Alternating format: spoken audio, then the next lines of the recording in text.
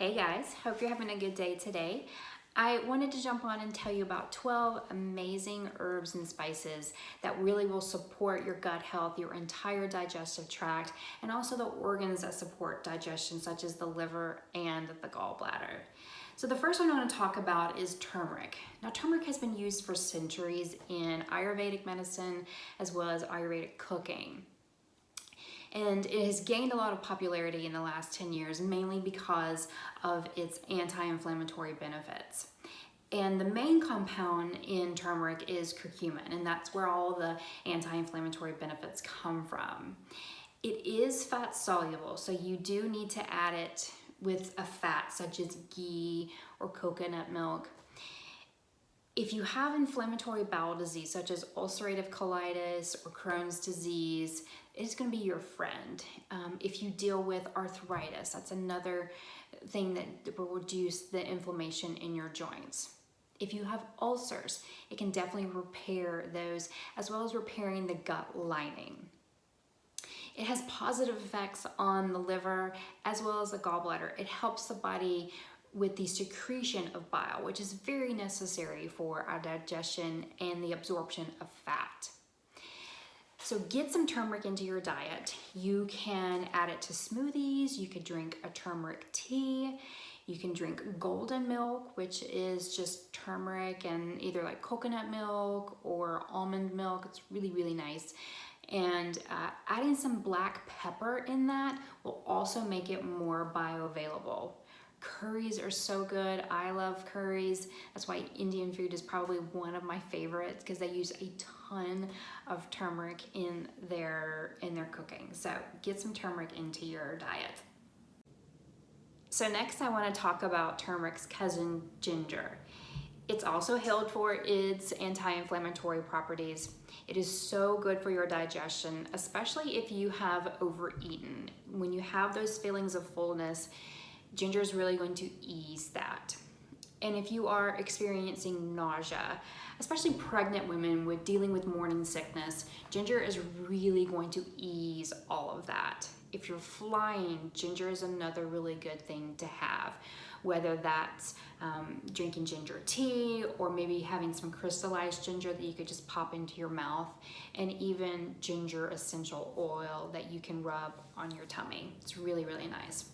So ginger helps us not only in digestion, but also getting rid of the excess mucus that comes with foods like dairy. And during cold and flu season, it's another good thing to add because it kind of uses it as an expectorant. So definitely add ginger to your cooking.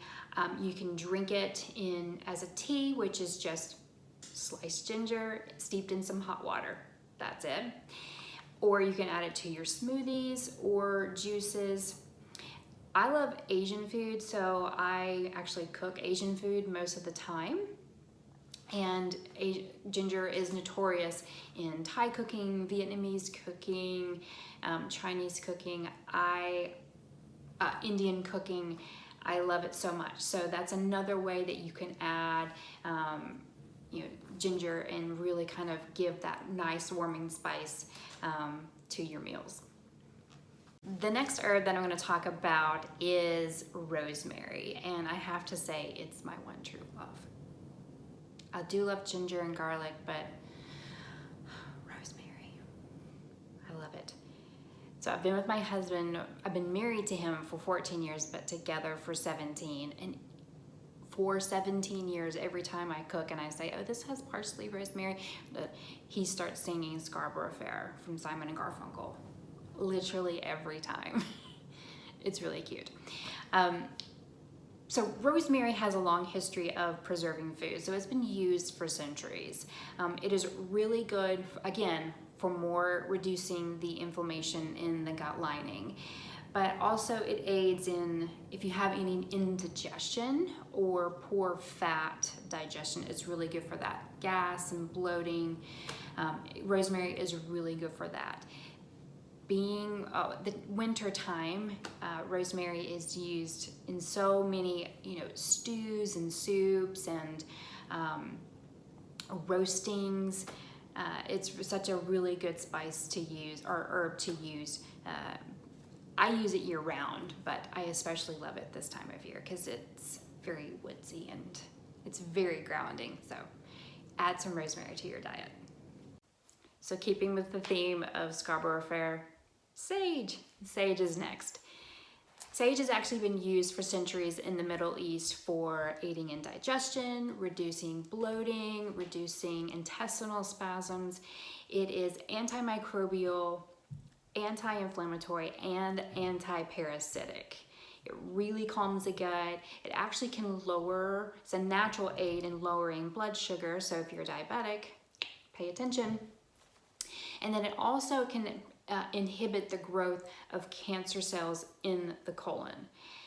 Again, sage is used this time of year. It's what I think of along with rosemary, thyme. Those are amazing herbs that are so synonymous with this time of year.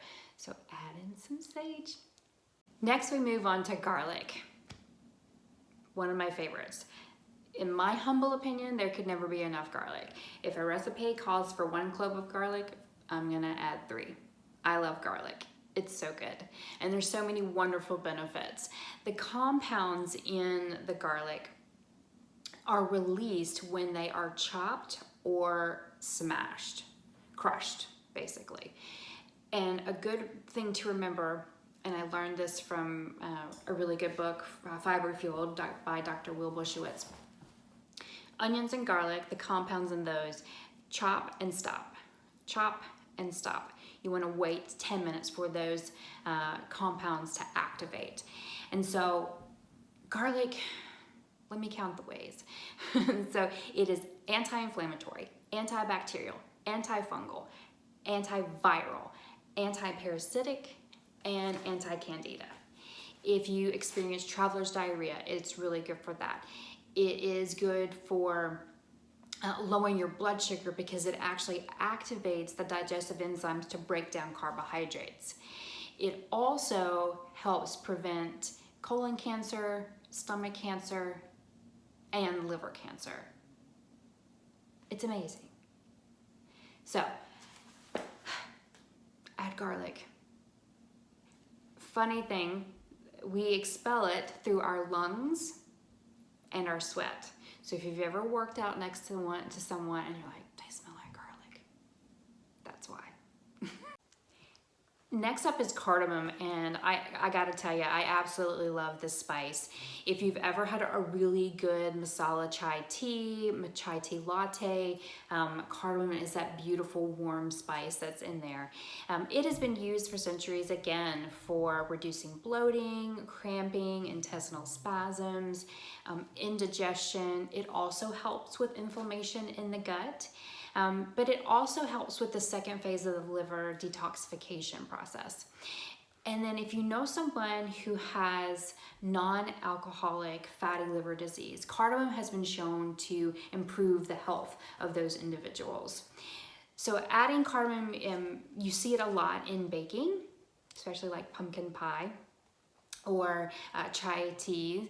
So that's a really good way to add, but other Indian cooking has a lot of cardamom in them, so it's a great way to add in cardamom into your diet.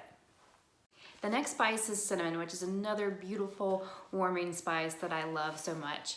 In traditional Chinese medicine, it actually is used to help in the digestion of sweet root vegetables such as yams and sweet potatoes and winter squashes.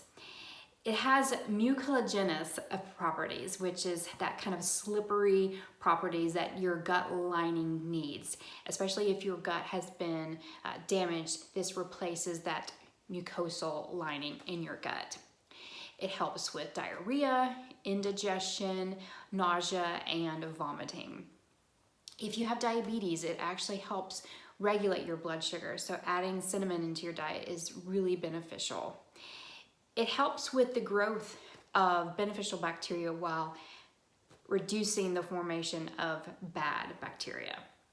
So definitely get some cinnamon into your diet. It's really easy. The next herb I'm going to talk about is dill. And dill is such a lovely herb. It's actually part of the celery family. And if you or someone in your home is, tooty toots a lot, dill is a really good herb to use to help control the gas. It actually helps with the spasms and the gas related to partially digested food. It just helps calm all the muscles along the digestive tract. And it's also anti-parasitic. So add some dill into your life, especially if you want to reduce the toots. Black pepper is up next. I absolutely love black pepper. I really give my pepper meal a workout. Black pepper is traditionally used in Ayurveda. It actually improves the nutrient absorption, bioavailability, especially in spices like turmeric. The curcumin in turmeric, the black pepper actually makes it more bioavailable. It helps our body digest fat, and it also helps with constipation because it speeds up transit time. So if you're one that tends to be a little bit more on the constipation side, add in some black pepper. Next is fennel, and fennel has that anise, licorice scent and flavor, which may not be for you, but it is really good for the gut. It actually helps with gas and bloating and spasms. It also helps with the gut lining. If you have IBS, fennel is really good for that. I know when I have IBS flare-ups, I do use fennel. There is an essential oil blend that I have that has fennel in it, and it really helps kind of calm everything down. Fennel tea really helps as well. It also helps with supporting a healthy liver and helps digestion of our fats. And so fennel you can eat raw, and it's also really nice roasted. So add some little fennel to your life. Next up is a beautiful herb. It's basil, and it's so fragrant. I love basil. I actually grow it in my garden during the summertime. But basil has antimicrobial properties as well as anti-inflammatory properties. It's actually a natural remedy for inflammatory bowel disease. And it actually, if you crush the leaves, can be put on bug stings and bites. It's a remedy for that. But it's very calming and soothing. If you ever diffuse basil or put a little basil, it's a very calming herb.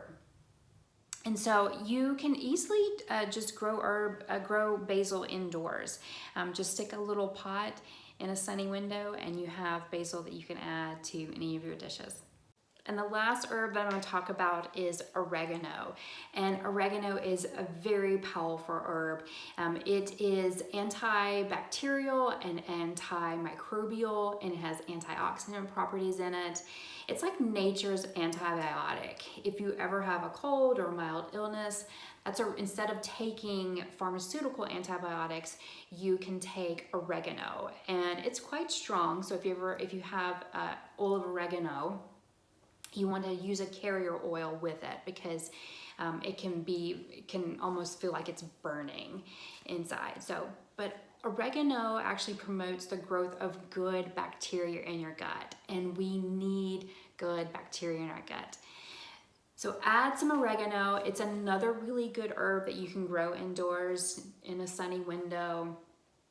But dried oregano is fine. Anytime you use dried spices, you just want to make sure that you crush them with your hands so that you're releasing the oils, and so that can be used, so they can be more bioavailable.